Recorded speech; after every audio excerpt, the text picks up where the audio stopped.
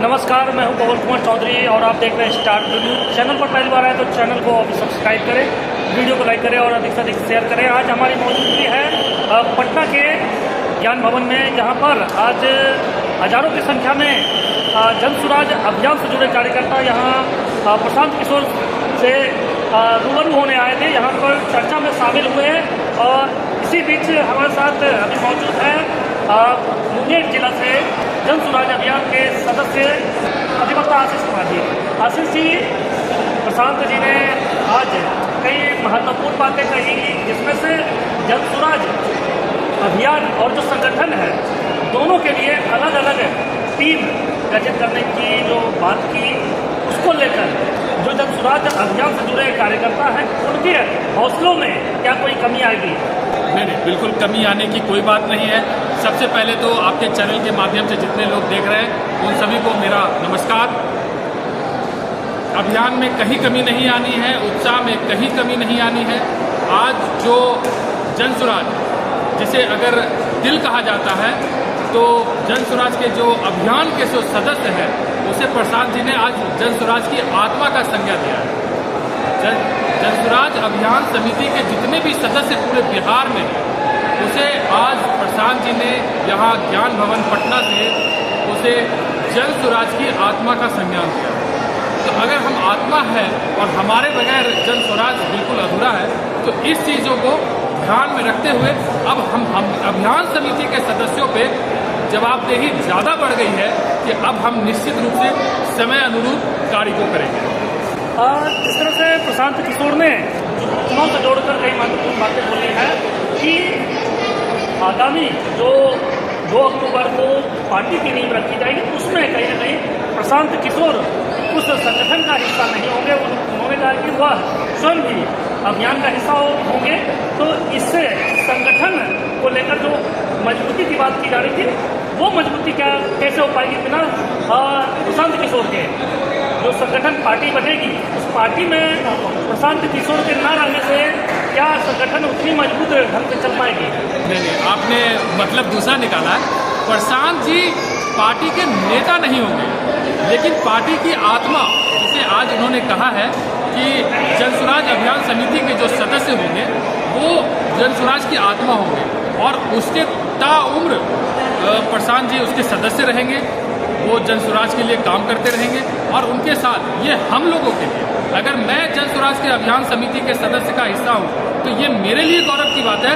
प्रशांत जी दल में ना जाकर वो अभियान समिति का ताउम्र सदस्य रहेंगे और हमारे साथ वो कंधा मिलाकर काम करेंगे। जो 1 करोड़ कार्यकर्ता 2 अक्टूबर को जोड़ने की जो बात कर रहे हैं, तो ऐसे में 2 अक्टूबर को पूर्ण रूप से इस संगठन से करीब 1 करोड़ कार्यकर्ता जुड़ जाएंगे और इतिहास में ये पहली बार होगा कि किसी पार्टी से, एक संगठन से, एक स्टेट में 1 करोड़ कार्यकर्ता जुड़ेंगे। तो इतने बड़े संगठन का हिस्सा बनने का जो मौका मिला है, आप कितना गौरवशाली महसूस करते हैं? अभी जो हम लोग बोलचाल की भाषा में या पूरे हिंदुस्तान में या हिंदुस्तान के बाहर भी एक लोगों के दिमाग में भ्रामकता फैली हुई है कि भाजपा सबसे बड़ी लोकतंत्र की टीम है या सबसे बड़ा संगठन है।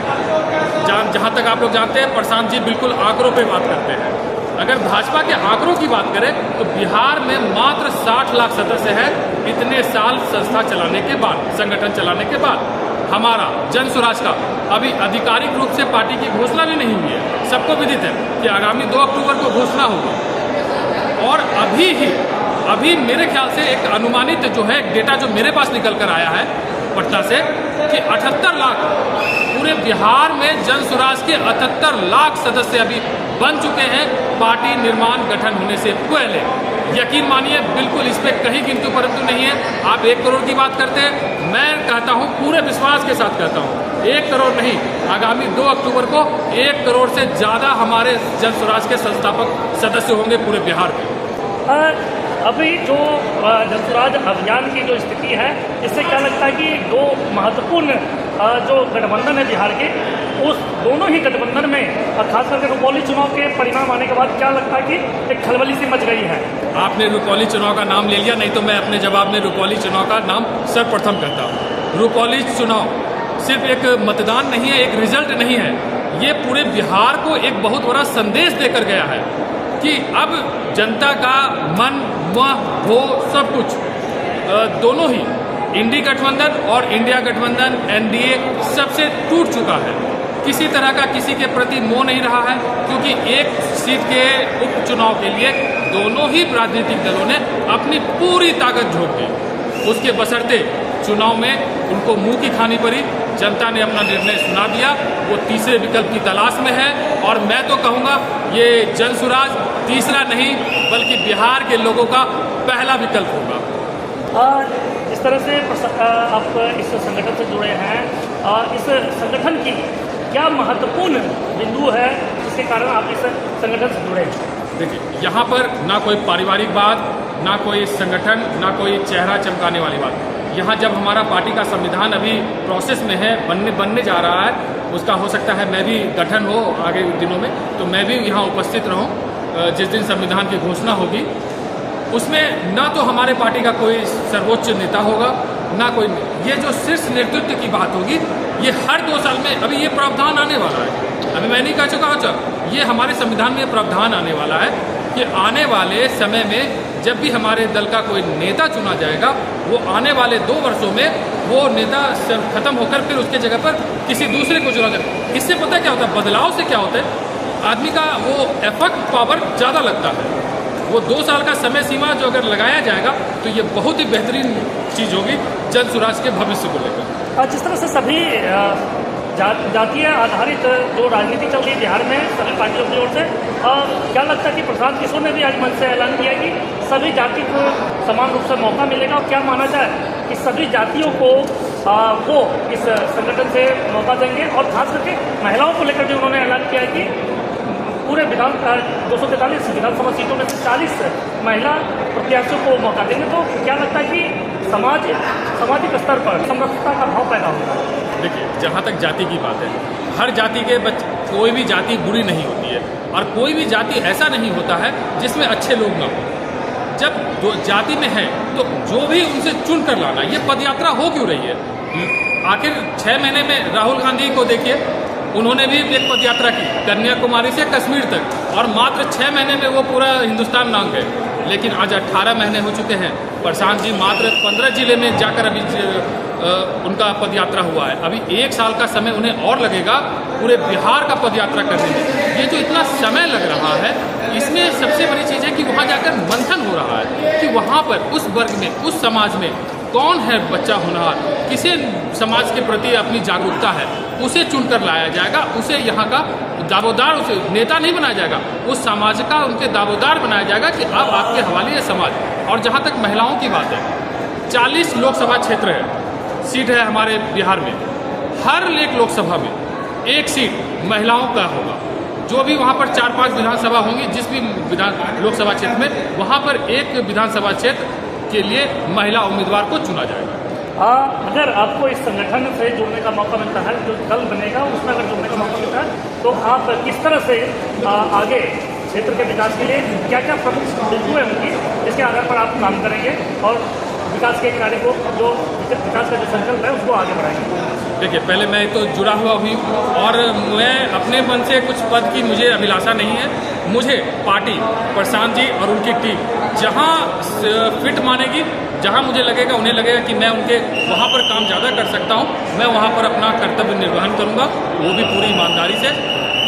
और जहाँ तक इसकी बात है, पार्टी में तो बहुत सारा काम है और मैं पिछले 1.5 महीने से जमालपुर में कर भी रहा हूँ। और निरंतर मानिए कि आप आने वाले 1.25 साल, मैंने पहले भी कहा है, आने वाले 1.25 साल मेरा हर एक वक्त जनसुराज है। क्या लगता है कि 2025 में प्रशांत किशोर को बिहार की जनता एक मौका देगी बिहार को बदलने के लिए? ये तो देगी ही देगी। जनता हमारे साथ है, तभी तो आज 78 लाख सदस्य के साथ हमें। और दूसरे राजनीतिक दलों की वो डर और वो बयान को देखकर लग रहा है कि हम मजबूत स्थिति में हैं। हमें अपनी मजबूती का एहसास हमें खुद नहीं हो रहा है। दूसरे राजनीतिक दल, उनकी प्रतिक्रिया, उनका कार्यकलाप, वो हमें एहसास दिला रहा है कि जनसुराज प्रशांत किशोर एक मजबूत स्थिति में बिहार में उभर कर सामने आ रहा है।